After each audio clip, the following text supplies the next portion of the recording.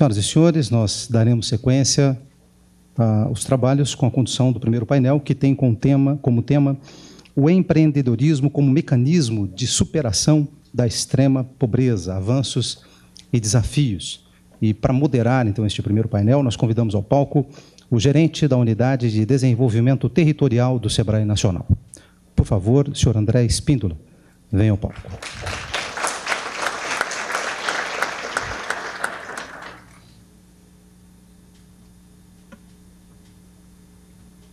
O moderador, o senhor tem a palavra.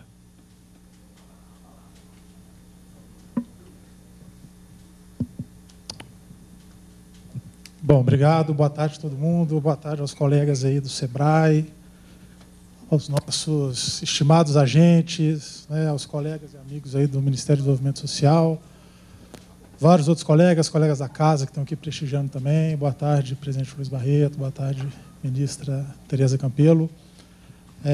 Sem maiores delongas, a gente começa aqui o painel. Eu passo a palavra para o presidente Luiz Barreto. A gente vai ter cerca de 20, 25 minutos, né, para cada um.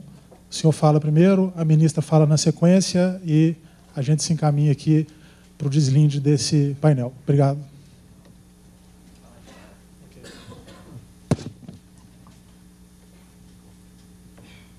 Gente, então eu preparei aqui um pouco o balanço dessa história que a gente contou aqui de maneira breve. O primeiro slide, eu quero, não sei quem está... isso, está ele aí. Mostra um pouco, eu queria chamar a atenção para um tema que nem sempre no Brasil está claro, a importância do interior do Brasil. E eu não estou falando do interior rural, eu estou falando do interior do país. Nós fizemos uma pesquisa, a equipe do André liderou uma pesquisa aqui no SEBRAE, que mostrou que hoje 40% de tudo que é consumido no Brasil está fora das capitais e das regiões metropolitanas. Portanto, esse é um primeiro retrato de um país que mudou muito nos últimos anos. Um país que não é apenas nas suas capitais e algumas regiões metropolitanas a consumo, não. 827 bilhões ao ano, 40% de tudo que é consumido estão nesses mais de 4 mil municípios que não fazem parte nem das capitais, nem das regiões metropolitanas. São 49% da nossa população. O Brasil hoje tem uma população maciçamente urbana, sua maioria urbana, mas metade dela, quase metade dela, mora no interior. Portanto, um primeiro olhar nosso do SEBRAE, do governo, é entender e valorizar esse grande interior. As pessoas que estão no interior, 74% vivem no espaço urbano, 26% ainda na área rural, é uma média superior à média geral do país, mas já demonstram imensa urbanização. 70% afirmam, a pesquisa mostrou isso, que a vida melhorou nos últimos anos. Quer dizer, a gente teve, evidentemente, há muito que se melhorar, todos nós falamos aqui que a gente não pode se contentar com aonde a gente chegou, que a gente sempre quer avançar, mas a gente tem que constatar, a partir dessa pesquisa, que as pessoas falaram que a sua vida no dia a dia, a sua vida real, da sua família, dos seus amigos, dos seus vizinhos, melhoraram. E você tem aí muitos que já se tornaram MEI e microempreendedores, MEIs e microempreendedores e pequenas empresas também. Você tem um universo grande deste universo do interior que hoje já são formalmente empreendedores, já estão fazendo a diferença no Brasil. Aí um pouco eu queria mostrar um mapão para vocês. Este é um mapa de um programa que o SEBRAE e o governo federal há muitos anos têm trabalhado, que é a ideia de desenvolver determinadas regiões do país que tinham baixo dinamismo econômico, baixo IDH, e a gente está vendo aí que o vermelhinho, onde estão os territórios, está mais no norte e no nordeste, o que é também previsível, mas eu quero chamar a atenção também que a parte de baixo do mapa tem, sim, pontos em vermelho também, que significam aí regiões que precisam ter um trabalho, ter parcerias para melhorar aquele território, desenvolvimento empresarial, enfim, de maneira geral, melhorar a vida das pessoas. Então, a gente fez, o nosso resumo do nosso trabalho sempre é um atendimento continuado, não basta ir uma vez e voltar, tem que ter uma relação continuada, melhorando a gestão desses negócios, dando informação, se comunicando. Eu gosto muito de um conceito que a ministra Tereza Campelo fala sempre, nós adotamos aqui, que é a busca ativa. E os agentes que estão aqui sabem disso. A gente não pode ficar só parado na sede do SEBRAE ou na sede de um parceiro esperando aquele empreendedor nos procurar ou aquela pessoa que precisa de uma ajuda nos procurar. Nós precisamos ter um conceito de buscar, de nos mobilizar, nós e os nossos parceiros, nessa busca ativa para enfrentar esses problemas que a gente tem enfrentado. E você, olhando o mapão aí, está vendo que distância não é o problema. A região amazônica é uma região difícil, de todo o norte do país, e isso não foi impeditivo para a gente trabalhar fortemente nessa região também, melhorando o ambiente de negócios e com um instrumento que o Nelson, da Secretaria da Micro e Pequena Empresa, falou aqui, a Lei Geral da Micro e Pequena Empresa. Esse é um eixo fundamental, a lei criada pelo presidente Lula no final do ano de 2006, portanto não é tão velha assim, e ela produziu a figura do microempreendedor individual, a questão do simples, agora a universalização, e ela é um eixo de trabalho nos territórios para o SEBRAE. Quer dizer, nós estamos aí, nós ainda temos um grande desafio de mais da metade dos municípios brasileiros ainda não tem a regulamentação e efetivação da Lei Geral da Micro e Pequena Empresa. E isso é um desafio para o SEBRAE, para todos aqueles que acreditam no empreendedorismo como uma forma de superar as dificuldades, gerar renda, gerar emprego. E é isso um pouco que a gente está fazendo, trabalhando para que essas regiões criem mercados locais, se desenvolvam localmente, melhorem seus territórios, tanto no espaço urbano como no espaço rural. E aqui é um ponto importante, e os agentes trabalham muito isso, vou destacar um ponto da Lei Geral que eu considero importante, que é o tema das compras governamentais. Se esses mais de 4.000 municípios efetivarem uma política de compras governamentais até R$80 mil, certamente a gente terá aí imensas oportunidades para que os empreendedores possam se desenvolver, criar um mercado interno local, com custo baixo, melhorar a vida das pessoas, e esse é um dos esforços que a gente está fazendo. Agora, o próximo já é o balanço, aí começa as nossas, em 3 anos, são 105 projetos, aquele vermelhinho que vocês viram lá, são 105 territórios, são 1.635 municípios que nós estamos, de fato, atuando, e aqui na plateia, muitos deles fazem parte desse trabalho.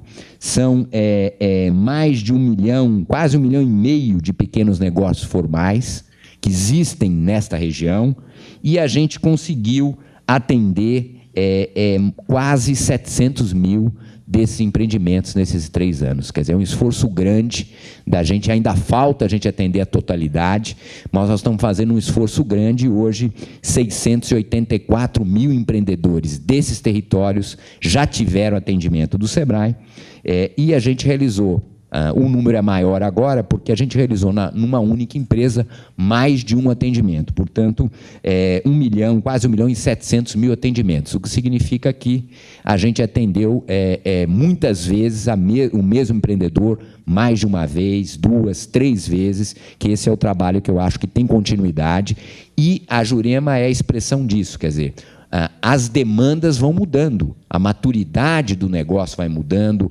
enfim, outras questões vão se colocando, e a gente precisa dar vazão a essas demandas que vão se modificando a partir do desenvolvimento e das estratégias de sobrevivência que as pessoas têm. Aqui reforçando, né, eu aqui estou fazendo uma propaganda aí de uma visita que eu fiz ao Nordeste brasileiro, e aqui são vários personagens, né, uma indústria de queijo, um eletricista que virou um microempreendedor individual, que atende lá em São Miguel dos Milagres, São Miguel do Gostoso, no Rio Grande do Norte, que é um município turístico, é um dono do mercadinho, é a pessoa que mexe com turismo. Quer dizer, as opções de empreendedorismo numa região tão pobre como essa, apesar de ser lindo, São Miguel, eu recomendo aqui, São Miguel do Gostoso, no litoral do Rio Grande do Norte, é um lugar lindo, mas é muito necessário que a gente desenvolva as potencialidades daquele local. E é um pouco isso que esse retrato aqui retrata: o artesanato, as pessoas, o mercadinho, as fábricas, os serviços, as questões regionais tendo um destaque, ajudando a sobreviver. Aqui é um pouco são os programas e as ferramentas que o SEBRAE utiliza, né? O SEI, muito vinculado ao MEI, na medida já para micro e pequena empresa, o SEBRAE Tech para pequena empresa, o GEP, que é um trabalho na área de educação empreendedora que começa no ensino formal, e nós temos aqui um destaque que eu queria chamar a atenção, que é a nossa cartilha. Ela está aí, ela foi muito importante para tirar um pouco aqueles boatos que tinham sempre, que a Bolsa Família vai acabar, que o fato de ter uma atividade profissional ou ser empreendedora ia acabar, que a vida ia piorar, portanto, a formalização não era um benefício, e a gente produziu essa cartilha e distribuiu imensamente ela, e eu considero ela exitosa. Hoje, menos gente tem medo de se formalizar e medo de ter seu próprio. E o Negócio é um Negócio, que é um programa de 3 visitas que a gente faz e que é o responsável pelo maior atendimento desse programa nosso aqui. E agora, mudando um pouco daquele mapão do interior do Brasil, e falando só do interior, eu queria falar agora das regiões metropolitanas, das comunidades. Então, veja, uma perna do trabalho é o interior, com tudo que ele tem de potencial e importância para o Brasil, seja perto ou longe, e, de outro lado, a perna das regiões metropolitanas e nas comunidades que fazem parte dessas regiões metropolitanas. Aí também tem uma parceria grande, a gente começou no Rio de Janeiro e hoje está em vários estados. Havia um grande grau de informalidade, e aqui todo mundo sabe, eu vou falar o óbvio, de uma não presença do Estado. O Estado estava ausente dessas comunidades, não tinha Estado, nos seus mínimos detalhes. O Estado, às vezes, nem entrava nesses locais. Então, a organização disso, a entrada, a melhoria dos serviços públicos, as relações totalmente informais e, ao mesmo tempo, uma economia que se aquecia. Porque lembre-se o que a ministra falou, nos últimos 10 anos, a renda do brasileiro melhorou. Então, comunidades que geravam renda, mas não se organizavam para usufruir daquela renda local que elas mesmas estavam produzindo. Então, por que não produzir no morro? Por que não produzir na comunidade?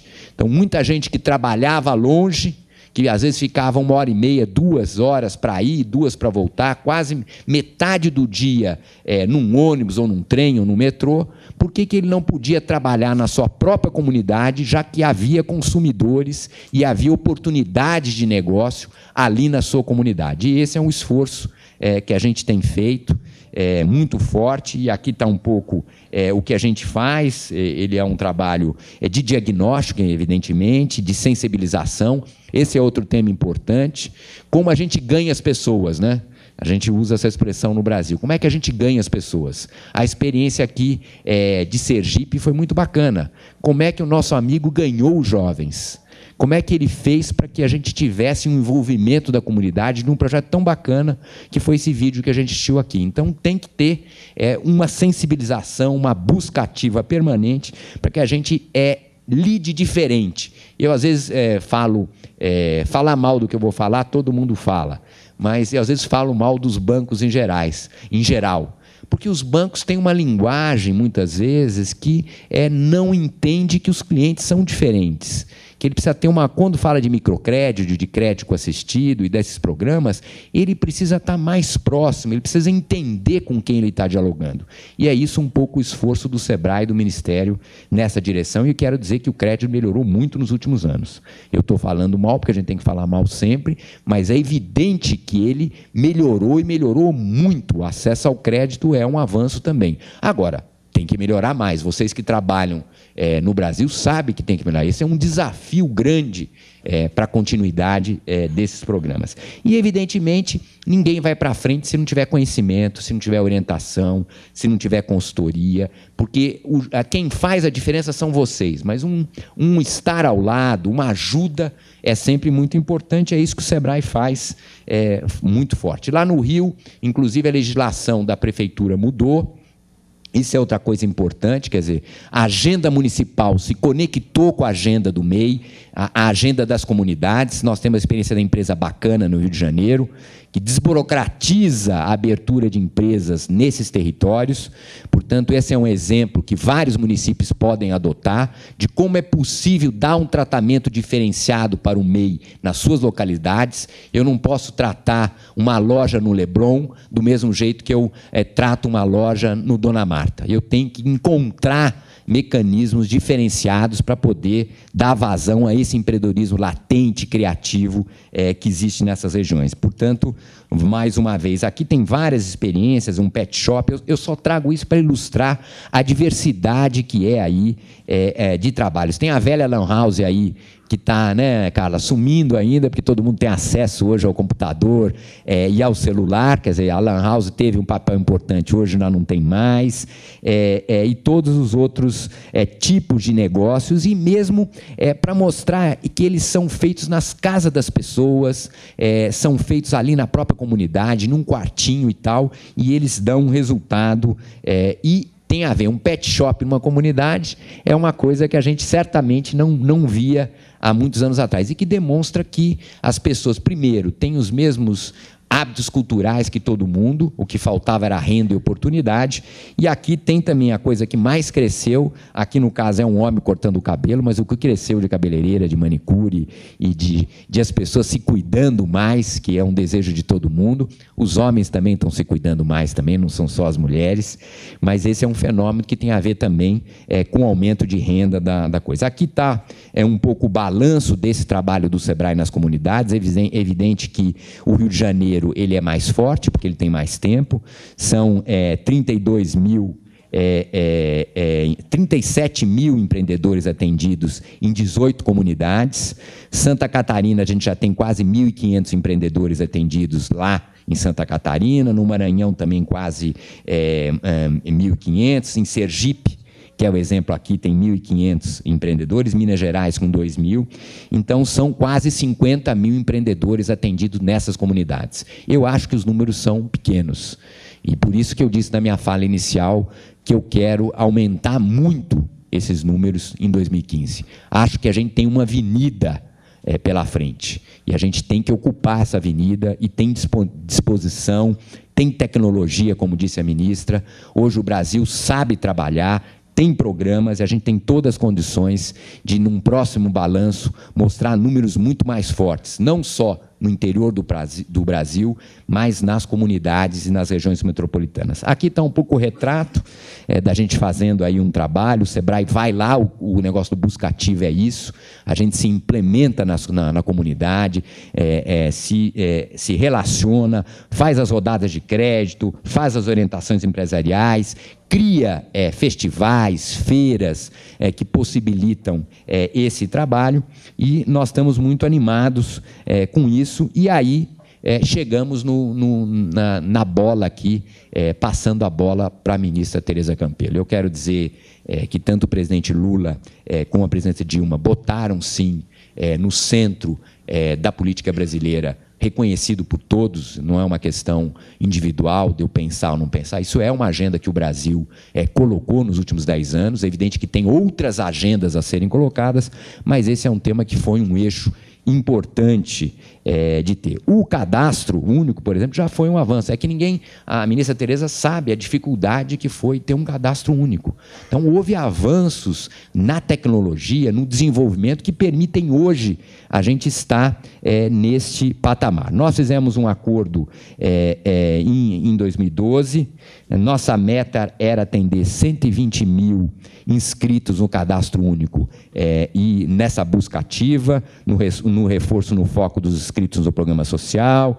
Fundamentalmente são MEIs, o trabalho basicamente é um trabalho com MEIs, e a gente fez aí nessa história, alguns momentos. Está aqui a foto da ministra Tereza, quando assinou aqui, lá em 2012, o convênio. Nós fizemos, na sequência, acho que o Tiago teve junto, um grande encontro de inclusão produtiva do sistema SEBRAE de norte a sul, está aí, e aí os esforços todos de aprendizado. Aqui eu quero dizer uma coisa que eu acho que vale para todo mundo, vale para o empreendedor, vale para o colaborador do SEBRAE, vale para todo mundo. A gente tem que ter um contínuo esforço de aprendizado, de humildade em reconhecer e de aprender com essas experiências, e elas resultaram nesses números aí, que eu acredito que são números muito bacanas. São 1 milhão de cadastrados em programas sociais do governo que se tornaram MEI. Eu não estou falando pouco número, não. Eu estou falando 1,04 milhões de pessoas que se formalizaram e se tornaram MEI, que estão nos cadastros dos programas sociais do governo. Então, são 1 milhão de pessoas que mudaram suas vidas, né? E deste total, muita gente só fala do Bolsa Família. Desse total, um pouco menos da metade recebem o Bolsa Família. Então, a parte significativa está envolvida em outros programas sociais ou já deixaram o Bolsa Família. 425 mil MEIs foram cadastrados nesses programas sociais e foram atendidos pelo SEBRAE. Nós atingimos quase 450 mil atendimentos deste MEI nestes locais, e sendo 167 mil bolsistas do Bolsa Família. Quase 170 mil MEIs que continuam sendo Bolsa Família.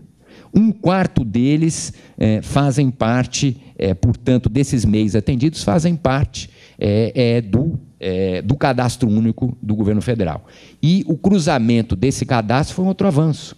A base do nosso convênio foi esse também. É como a gente poder cruzar os dados que o Ministério tinha com os dados que o SEBRAE tinha para poder fazer um trabalho ativo. E eu termino aqui com os rostos dessas pessoas, com as caras desses brasileiros que estão espalhados de norte a sul do Brasil e que, com certeza, fazem a diferença e vão continuar fazendo. Muito obrigado.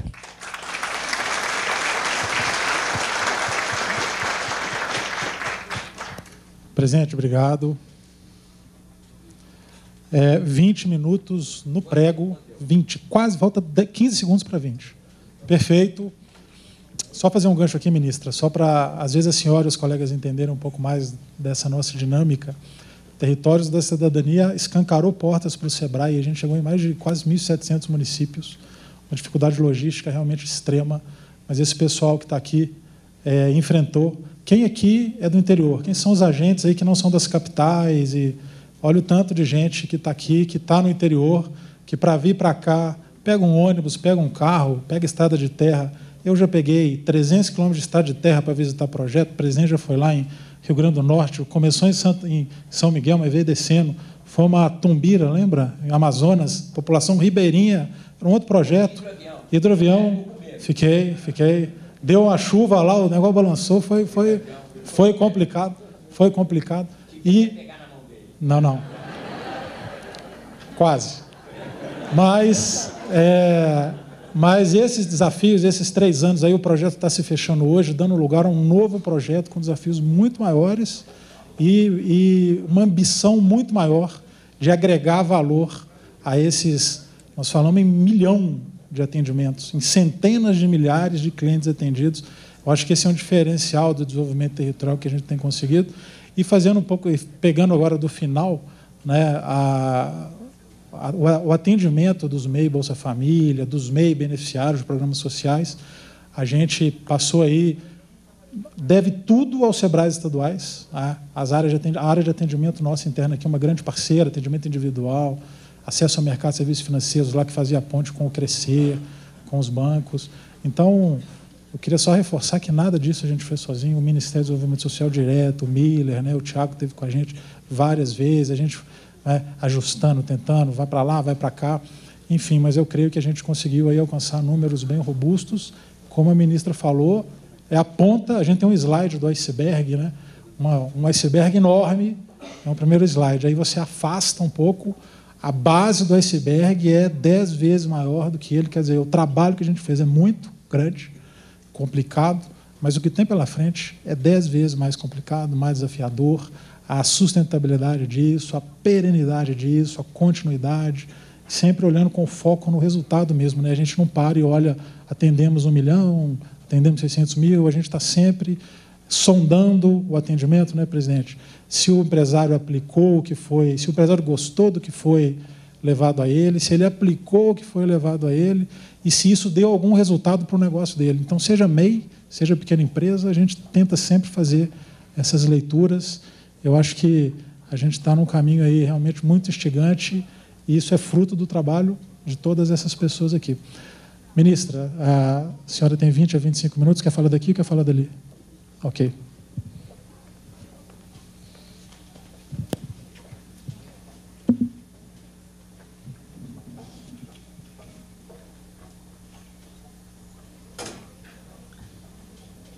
Bom, agradecer a oportunidade de poder falar um pouco para vocês que estão trabalhando lá na ponta, como a gente está vendo as coisas por aqui. Como eu disse, nós estamos trabalhando com um fenômeno que não pode ser simplificado, né? A agenda da pobreza, a agenda da superação e da melhoria de renda da população mais pobre no Brasil era uma agenda muito complexa, né? Era muito fácil, né, dizer que as pessoas são pobres porque são preguiçosas, né? Fala, não, por que a pessoa é pobre? Não quer melhorar de vida, é preguiçosa. Essa é a forma de se descartar do problema, né? É atribuir ele aos pobres que não conseguem melhorar de vida porque não tiveram vontade de fazer isso. A forma difícil, mas verdadeira de superar e de superar de forma sustentável é enxergar o outro lado, que é a maior parte dessas pessoas vem sendo excluídas, as suas famílias excluídas por muito tempo, por décadas, são pessoas que não tiveram acesso ao básico e ao elementar, né? E, portanto, entre elas e a possibilidade de superar a pobreza, tem, eu diria, uma barreira, às vezes uma barreira visível, a do preconceito, a barreira do analfabetismo, mas muitas vezes uma barreira até invisível, né? Eu não sei, que eu não tenho nem informação para saber como chegar no Sebrae, eu não tenho nem informação para saber como chegar aos créditos que os bancos oferecem, outras barreiras invisíveis que eu tenho vergonha de ir tentar um curso no Sistema S, entrar num prédio bonitão, né, cheio de mármore, como são os nossos prédios. Quer dizer, são muitas as barreiras e a maior parte delas são barreiras invisíveis.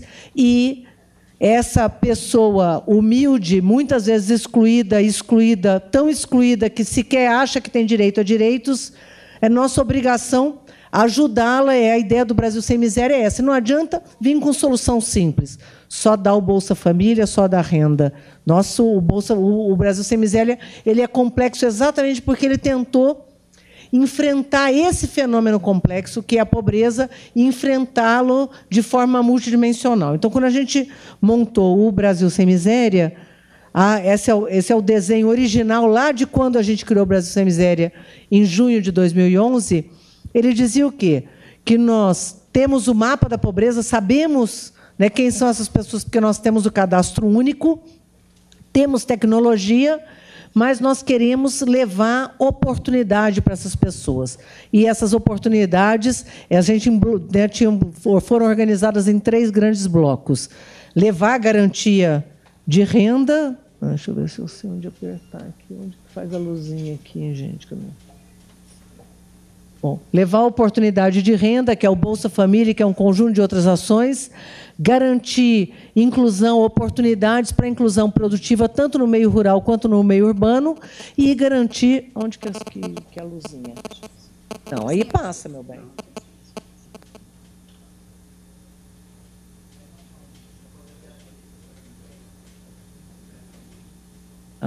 Então, garantir acesso a oportunidades, que é a inclusão produtiva urbana e rural, e acesso a serviços públicos, porque essas pessoas têm direito a atendimento à saúde. Muitas vezes, a exclusão, até para a inclusão econômica, se dá por falta de acesso a serviços públicos, né? A gente sempre cita um exemplo da pessoa que quer, por exemplo, ser uma área que hoje é carente no Brasil, que falta pedreiro, falta gente na construção civil toda no Brasil. Uma pessoa com problema sério de saúde não consegue carteira assinada de jeito nenhum, porque ninguém vai botar para trabalhar de sol a sol alguém com problema de coração, por exemplo. Então, não ter óculos limita o acesso econômico das pessoas, né? Um conjunto de outras para trabalhar só com a área de saúde, imagina na área de educação e tantas outras. Então, quer dizer, é com esses 3 blocos que a gente elevaria a renda das pessoas, mas também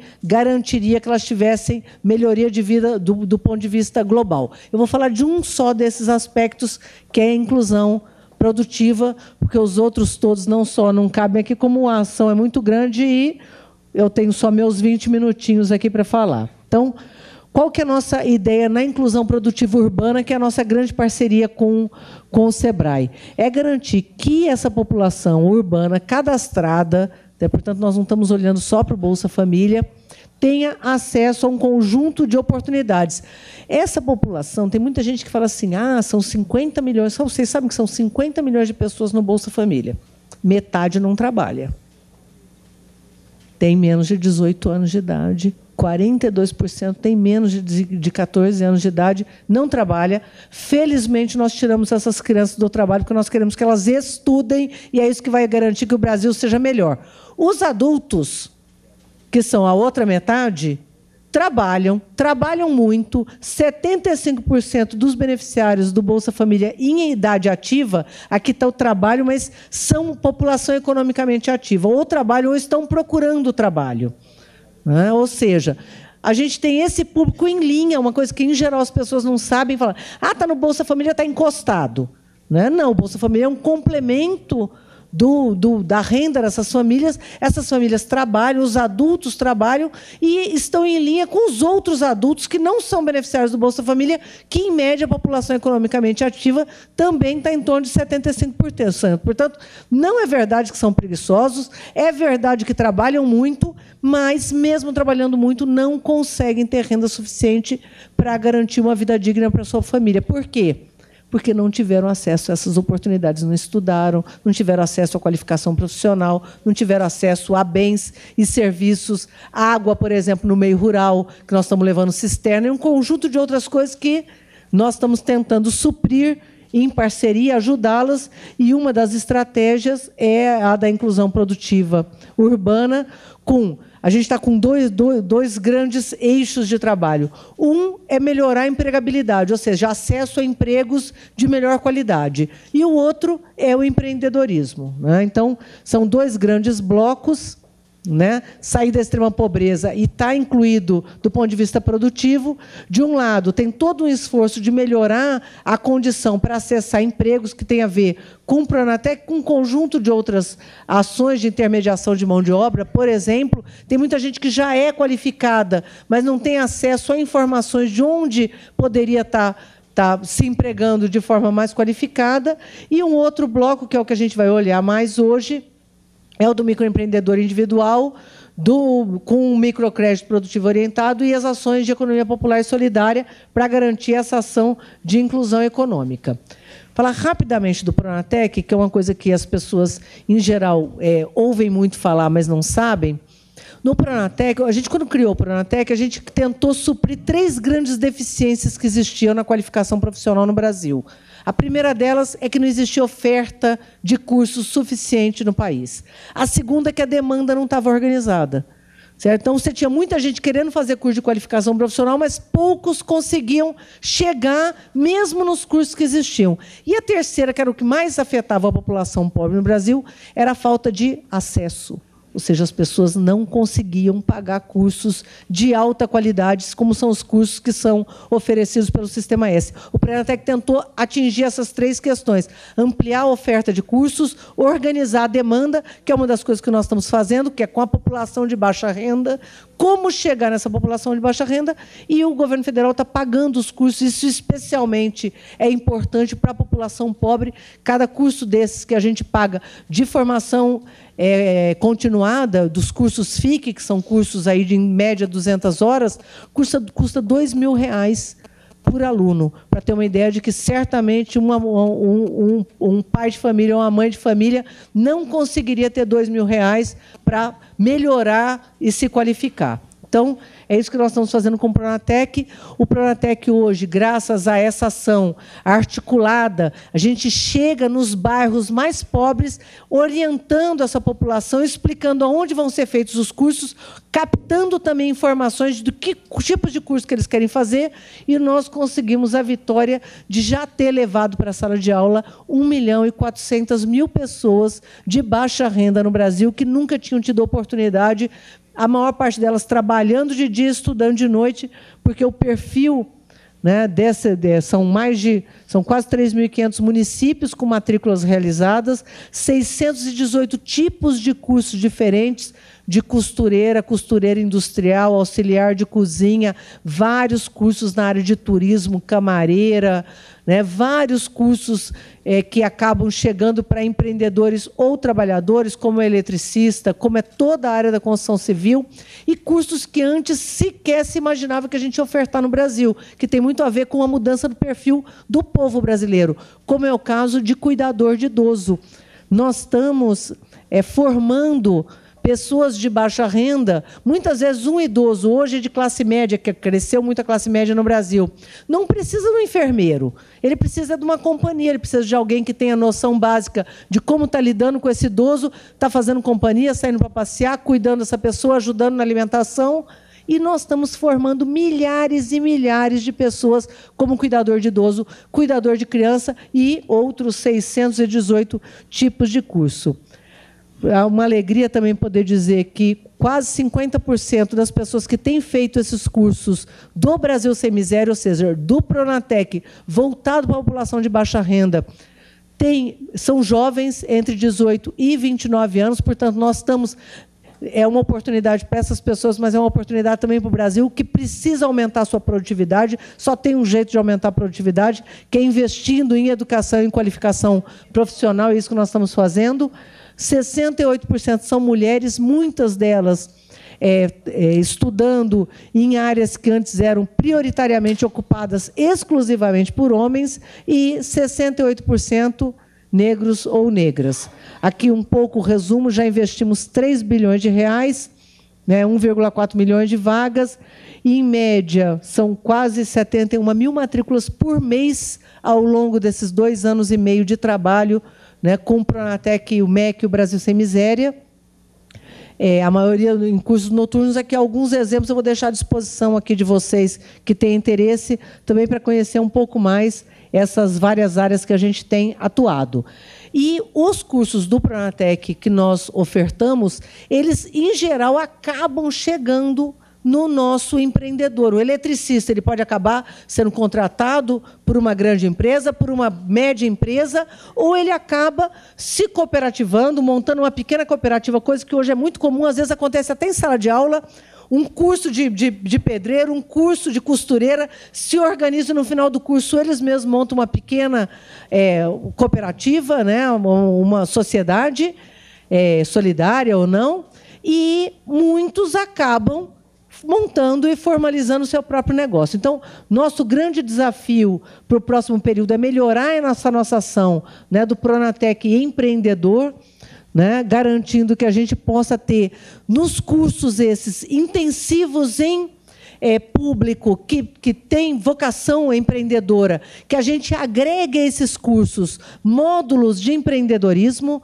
né? Então, vai fazer o curso de eletricista, que a gente possa ter, nesse curso de eletricista, também noções básicas de empreendedorismo, para que ele saia do curso, né, com condições não só de melhorar o seu negócio, muitos já têm o seu pequeno negócio, está fazendo o curso, inclusive, para se certificar, né, tem um certificado do Senai, tem um certificado do Senai que muda a qualidade, né, muda a condição dele, inclusive, de vender o seu trabalho, mas que a gente possa estar montando toda uma estratégia de que esses cursos intensivos em empreendedores possam ter esses módulos voltados para empreendedorismo. Então, a gente já vem trabalhando, né, Luiz Barreto, na capacidade desses nossos instrutores com essas unidades temáticas de empreendedorismo. A gente já vem aumentando o número de horas ofertadas. Então, tem aqui um conjunto de ações que a gente vem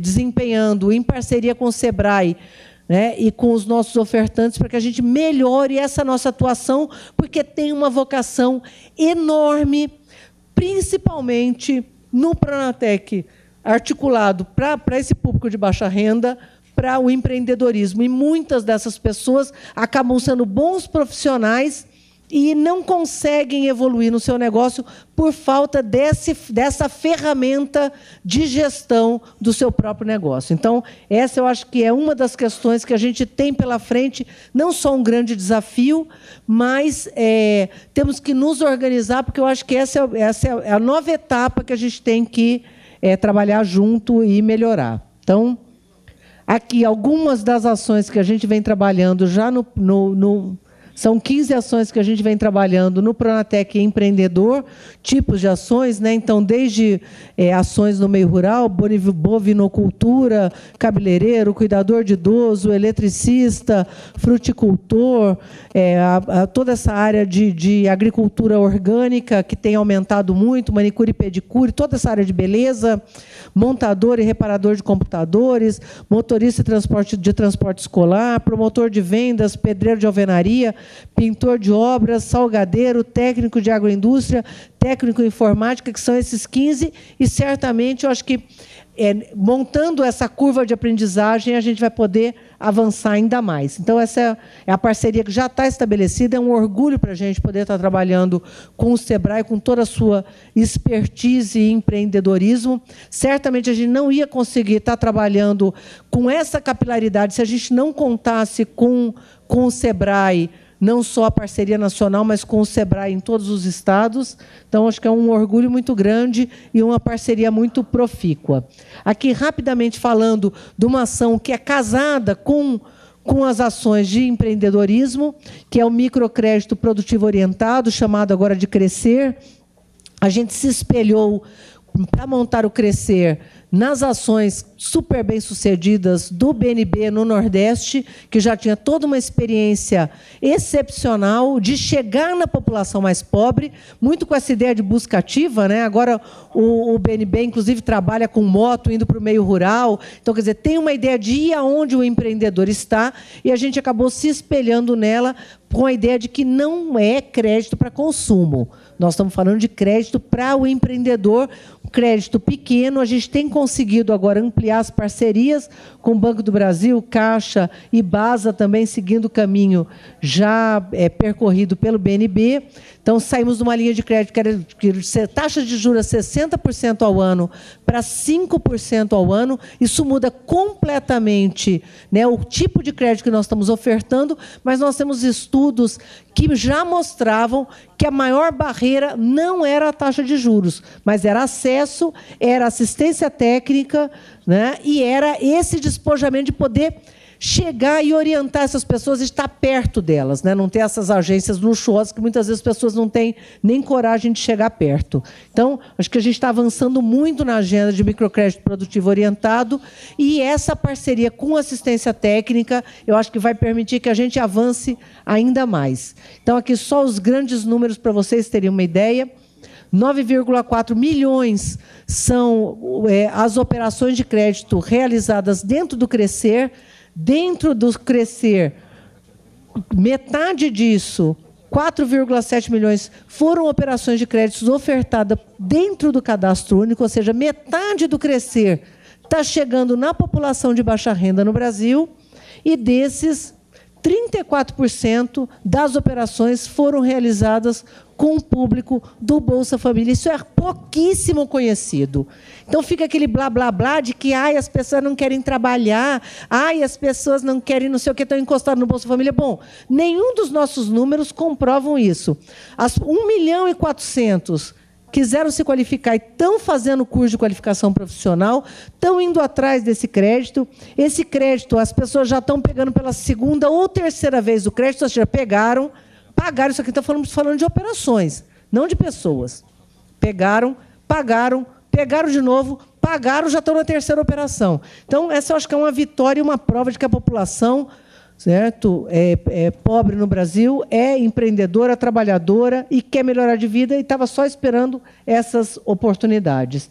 E agora, falando aqui do nosso MEI, a nossa parceria, é uma alegria mostrar que esse é um slide que vocês conhecem, são os mesmos números que o Luiz Barreto apresentou. A gente mostra isso em tudo quanto é lugar, mas é pouco divulgado e pouco conhecido, assim como praticamente não foi divulgado que o Brasil saiu do mapa da fome.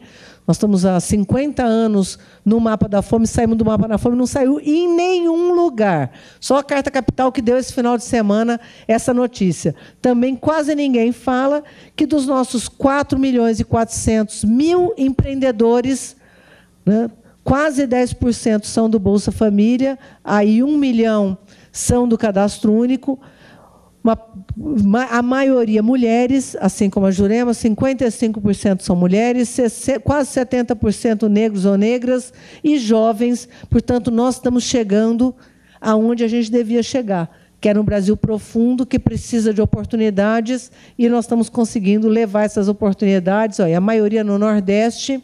E aqui eu queria rapidamente dar 2 exemplos nessa ideia de para onde temos que ir, porque eu acho que a ideia hoje é fazer um balanço, ser transparente, mostrar nossos números, mas também nos desafiar para continuar andando e evoluindo. Acho que tem 2 experiências diferentes aqui, a título de exemplo, porque são milhares de experiências no Brasil. Acho que essa parceria com o SEBRAE, com os estados e com os municípios, ela é estratégica, a gente não consegue aqui de Brasília avançar. Nós temos uma experiência muito bem-sucedida na Bahia, que priorizou, dentro das ações do Brasil Sem Miséria, as ações de inclusão produtiva urbana. E, no caso da Bahia, eu acho que o exemplo é um exemplo bacana que a gente destacou pelo seguinte: o governo da Bahia optou, os estados têm feito parcerias diferentes. Tem estado, por exemplo, que está complementando a renda do Bolsa Família. No caso da Bahia, eles optaram por ter uma verba de fomento para o empreendedor. Certo? Então, distribuíram para o empreendedor, por exemplo, que trabalha com vendas, carrinho, pipoqueiro, o pessoal que faz tapioca na rua, para, né, novos carrinhos, né, bem... não só bonitinhos, como com evoluções tecnológicas que permitem, né, não só mais higiene, mas mais eficiência, menos fumaça e assim por diante. Eu acho que essa é uma parceria importante quando a gente for pensar no futuro. Essa experiência aqui de Brasília, eu acho que é uma experiência... Bom, nesse caso aqui também com... eu esqueci de comentar, mas também com apoio não só de crédito, como de assistência técnica, que é estratégica e fundamental para que essa ação de empreendedorismo seja sustentável, né?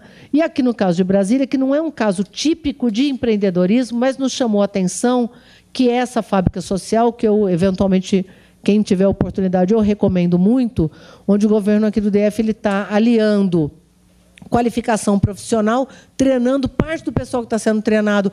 São pessoas realmente muito pobres que saíram do lixão da estrutural. É uma experiência belíssima. Parte das mulheres estão virando empreendedoras, costureiras, né? São atividades bem interessantes, mas aqueles estão aliando com uma ação que eu acho que talvez seja o grande desafio para o próximo período, que é essa ideia que o Luiz Barreto comentou de como a gente usar as compras públicas como um motor para o próximo período. Nós temos uma experiência hiper bem-sucedida com o empreendedorismo rural, que são os nossos agricultores familiares, com compras públicas, que envolveu a merenda escolar, né, o Programa Nacional de Merenda Escolar. A gente conseguiu mudar a lei no Brasil e estabelecer que 30% da merenda escolar obrigatoriamente fosse compras da agricultura familiar regional, local, garantindo com isso que esse agricultor, no entorno de cada escola, fosse um potencial ofertante de produtos saudáveis, né, seguros, né, frescos, né, verdura, frutas, leguminosas para as nossas crianças. O programa de aquisição de alimentos. E agora nós estamos numa nova fase, que nós estamos migrando para aqui. Quartéis, restaurantes universitários, hospitais, passem a comprar também da agricultura familiar. Mudamos a legislação e garantimos, e agora nós estamos com todo um trabalho de difusão. Já tem vários, como tivemos no mês passado, a primeira compra do Exército Brasileiro, das Forças Armadas, da agricultura familiar. Então, parte daquilo que é comprado. Imagina o que se tem de compra de quartel no Brasil de comida. Então, eles fizeram a primeira compra da agricultura familiar, os primeiros hospitais federais estão comprando também, e eu acho que a gente tem que se espelhar nessa experiência para garantir que a gente também possa comprar uniforme, comprar o que se usa, né, nas nossas cozinhas, avental, pano de prato, quer dizer, tudo que se compra e se gasta no setor público, que é também ofertado por nossos microempreendedores, e que a gente possa passar para essa nossa nova fase usando a compra pública como motor de desenvolvimento. Aqui nós listamos, o último slide, um conjunto de principais desafios, né, que é o aperfeiçoamento da assistência técnica, que eu acho que nós já avançamos muito, né, com esse cruzamento que existe de mais moderno em tecnologias sociais. Nós temos um cadastro gigantesco, usando esse cadastro para poder melhorar a chegada nos microempreendedores, diagnóstico e proposição de soluções para esses negócios individualizados. Então, do ponto de vista macro, de grandes ações, eu acho que a gente já avançou. Agora, nós temos que tentar organizar e customizar algumas ações diferenciadas para chegar nesse empreendedor de forma mais individualizada.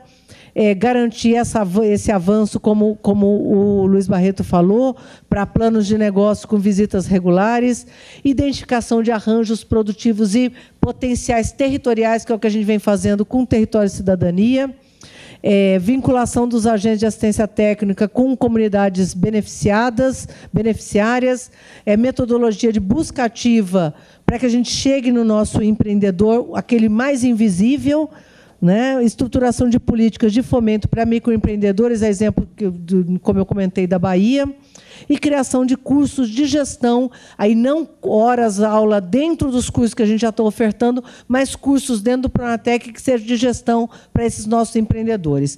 Com isso, eu acho que a gente não só pode se orgulhar muito do caminho que nós já percorremos, desses 400 mil microempreendedores individuais que se formalizaram graças a essa parceria, graças a esse salto no marco legal que o Brasil deu e dessa ação permanente que a gente tem tido do SEBRAE, mas garantir também que a gente continue avançando, inovando, criando, seguindo aí o exemplo dos nossos microempreendedores, que são visionários, muitas vezes inventores, né, de soluções, que a gente continue inventando cada vez mais. Obrigado e parabéns a todos vocês.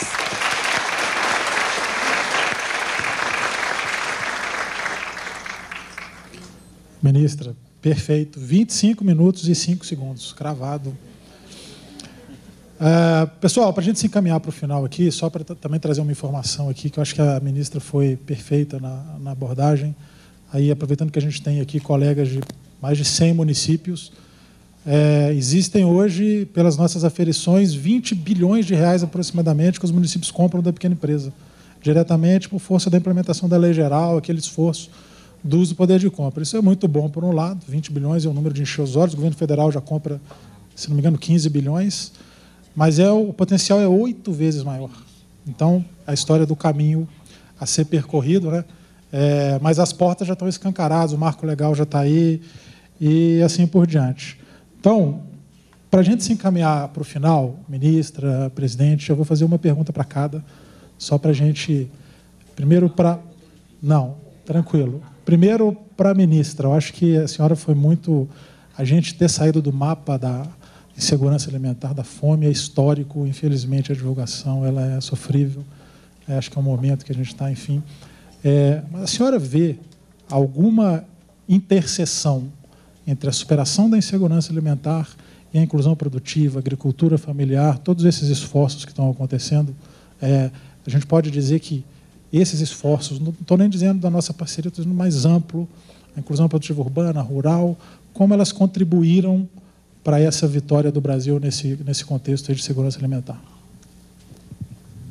Que bom que a pergunta foi essa, ótima.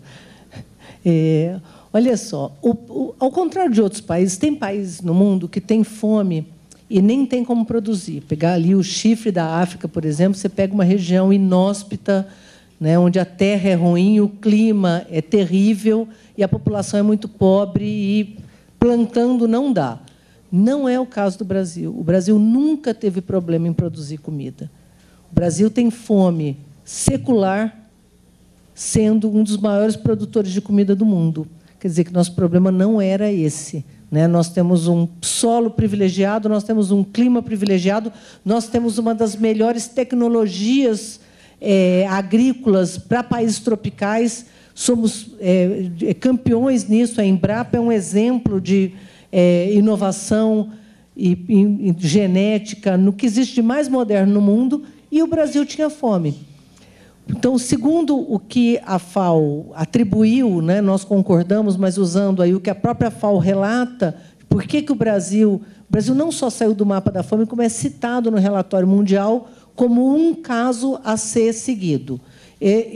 Uma das questões que é colocada é exatamente o fortalecimento da agricultura familiar. Quer dizer, o Brasil produzia comida, mas precisava produzir comida com esta qualidade, e não basta só produzir, a gente produzia muita coisa e exportava. Né? O que a gente precisava? Qual era a quantidade de calorias que precisava ficar dentro do país disponível para a população? Então, é tudo que você produz, menos o que você exporta, mais o que você importa, menos o que você perde com desperdício. Isso era o que estava disponível. Nós aumentamos em 10% a quantidade de calorias disponível por habitante no Brasil, produzindo o quê? Arroz, feijão, cenoura, hortaliças, frutas, né? Farinha. Quer dizer, nós aumentamos essa produção fazendo o quê? Fortalecendo a agricultura familiar. Com o quê? Com crédito. O crédito do Pronaf cresceu muito, com seguro agrícola, que é uma agenda de microseguros que eu acho que, pegando aí, fazendo um contraponto para o empreendedor, né? Quer dizer, crédito, também segurança o Pronaf é um exemplo. Segundo, no caso da agricultura, eu acho que é uma atividade de altíssimo risco, né, do ponto de vista econômico, o maior risco que existe é na produção agrícola, mas o nosso microempreendedor também talvez a gente tenha que avançar ainda para essa agenda de microseguros, que eu acho que é um desafio para o próximo período, né? Assistência técnica, quer dizer, dá para fazer um contraponto bem importante de como a gente conseguiu superar. Então, é verdade, sim, que ampliar a produção de alimentos saudáveis da agricultura familiar melhorou, e tem lugar que, se você não tiver produção local, a comida não chega. Às vezes, você tem lugar distante no Brasil que, se não tiver produção local, não adianta fazer o mapa de quanto se produz nacionalmente. Não adianta você produzir no Rio Grande do Sul arroz e a pessoa não conseguir comer na beira do rio, no Pará. Quer dizer, você tem que ter produção que possa estar disponível regionalmente, e eu acho que essa é uma das nossas vitórias. E eu acho que temos que comemorar todos os brasileiros.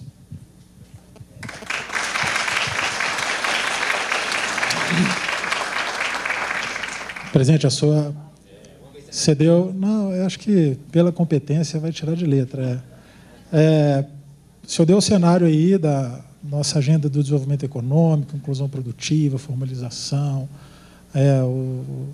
a abordagem nas regiões urbanas de baixa renda. Até a gente estava dizendo que a situação é tão diferenciada hoje, está difícil para nós chamar um projeto de favelas de região urbana de baixa renda, já que tem mais de 60% daqueles habitantes são já de classe C, né? O dinheiro circula, oportunidade de negócio, mas, enfim, que carências mil existem, elas existem, a gente tem que trabalhar e correr atrás. Mas como é a agenda do SEBRAE daqui para frente? Como é que o senhor vê a agenda do SEBRAE para dar continuidade a esses desafios, aquilo que você acabou falando um pouco no início, mas como é que é a agenda do SEBRAE nos próximos passos? Olha, gente, acho que são desafios importantes, um conjunto deles foram ditos aqui. Eu queria chamar a atenção para alguns deles. No caso do Pronatec, nós estamos formulando com o MEC um Pronatec que está sendo brincando 2.0, que não é esse primeiro, onde a gente oferta nos cursos regulares matérias obrigatórias de empreendedorismo, hoje em 15 cursos e vai aumentar, mas o SEBRAE ofertando diretamente para a MEI. Então, este é um desafio que está sendo elaborado com o MEC, nós estamos trabalhando fortemente, a gente espera assinar esse convênio ainda no próximo mês, e isso vai significar que a gente vai dar sustentabilidade num daqueles eixos que a ministra falou, que é o atendimento mais individualizado e direto na veia. Não é só ofertar nos cursos regulares, mas é também ofertar cursos de empreendedorismo mesmo, que mexam com gestão, com capacitação, com vendas, com comercialização, com tudo aquilo que faz o empreendedor ter sucesso. Não só conteúdos, mas atitudes também. Então, esse acho que é um caminho que veio para ficar e ele é fundamental para que a gente não dê um passo para trás. A gente formalizou 4.400.000 brasileiros que acreditaram em nós e a gente precisa e tem um dever não só de formalizar outros, mas dar sustentabilidade e assistência técnica a esses que já formalizaram e que têm o direito de ter cada vez mais uma atenção forte do SEBRAE. Um segundo aspecto que eu disse aqui, eu olho para a Carla do Rio de Janeiro, é um pouco o desafio de entrar nas regiões metropolitanas. Eu acho que esse é um tema muito importante. As cidades estão ficando cada dia mais difíceis. Eu brinquei outro dia com o Edival quando fui a Salvador, a semana passada, depois eu fui para Aracaju. Não tem nenhuma cidade brasileira mais que a mobilidade seja razoável. Então, se você não tiver uma política de criação de territórios naquela cidade que possam usufruir, já que a renda, André falou que tem renda, o problema não é ter renda, é como é que a gente ajuda a criar naqueles espaços comunitários, naquelas favelas, naquelas comunidades, espaços de negócio, de gente qualificada e de gente que compra o próprio serviço. Ele não tem que descer o morro para ter cliente, ele tem cliente no morro, e nós precisamos trabalhar isso, e isso não é simples, porque também não basta abrir um negócio, ele tem que ser competitivo, ele tem que olhar o que está acontecendo nos outros lugares, ele tem que ter inovação, ele tem que ter mecanismos de entrada na internet, enfim, tudo aquilo que a gente deseja para um pequeno empresário urbano, maduro e bem-sucedido, a gente quer também fazer esse trabalho nas comunidades. Então, a gente tem um desafio de prosseguir nosso trabalho no meio rural. Eu chamei meio rural, não, errei. No interior do país, e aqui tem muitos representantes no interior, forçar isso. O Brasil hoje é um Brasil de norte a sul, não é o Brasil do centro-sul. Hoje é um Brasil com uma agenda nacional e nós temos que reforçar essa agenda nacional, e vocês têm um papel importante, e, ao mesmo tempo, pensar Manaus, Belém, qualquer cidade brasileira tem desafios metropolitanos enormes, e eu acho que o SEBRAE pode, junto com outros, aqui eu queria ser o mais sincero, quer dizer, nós sozinhos não vamos. Quer dizer, a gente precisa ter parceiros, o MDS, o MDA, os SEBRAEs regionais são fundamentais nisso, mas a gente precisa também uma rede de parceiros muito importantes para a gente poder avançar nisso. Então, trabalho não falta, acho que a gente tem que, a partir desse balanço, se programar para enfrentar esses dilemas que são de outra natureza. Elas são de uma qualidade melhor. Hoje a gente não está mais só preocupado com a quantidade, nós já atingimos uma quantidade e vamos continuar aumentando, mas o fundamental é ter uma assistência técnica de maior qualidade e poder desenvolver e fazer com que a gente continue crescendo. Eu, lógico, no SEBRAE, acredito que o empreendedorismo é uma das saídas fundamentais para o Brasil continuar crescendo e continuar sendo competitivo. E nós temos um desafio de competitividade, de inovação também nesse setor. Todo mundo fala de competitividade e inovação na grande empresa. Nós somos 99% das empresas brasileiras. Quase 1/3 do PIB é produzido pela pequena empresa, pela microempresa e pelo MEI. 27% do PIB é produzido aí e mais de 50% de todos os empregos com carteira assinada são produzidos nesse segmento. Portanto, ele deve ter sempre um olhar e um tratamento diferenciado e um carinho especial, e essa é um pouco a missão do SEBRAE. Muito obrigado. Bom, a gente encerra aqui. Presidente Luiz Barreto, ministra Tereza Campelo, foi uma honra poder participar desse painel com vocês. Pessoal, muito obrigado pela atenção de vocês. Não acabou. A gente tem um outro painel. Não, pessoal, a gente tem um outro painel muito bacana agora.